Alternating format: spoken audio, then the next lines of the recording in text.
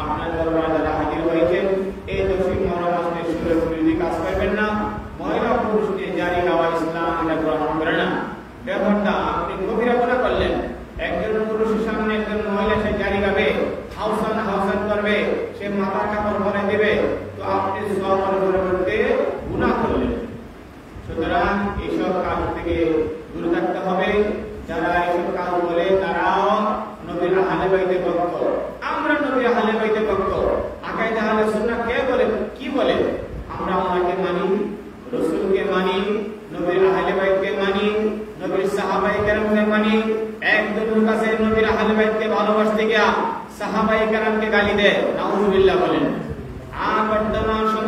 দেখা যায় হযরতে আমির মুআবিয়া রাদিয়াল্লাহু তাআলা গালি দেওয়া শুরু করছে।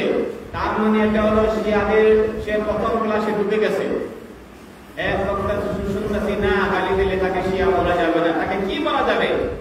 এক লোক মক্কা, তাকে কি বলা যাবে? তাকে মক্কা বলতে হবে। এক লোক সে সুদকে তাকে সুদ বলতে হবে। আপনি কি হালালকে হালাল বলতে হবে, হারামকে হারাম বলতে হবে, সত্যকে সত্য বলতে হবে, মিথ্যাকে মিথ্যা বলতে হবে। আকাইদে আহলে সুন্নাতের মধ্যে এটা নাই যে নবীজিকে মানবে, নবীর আহলে বাইতকে ভালোবাসে, সাহাবায়ে কেরামকে গালি দিবে। এটা বাতিল ফিরকা।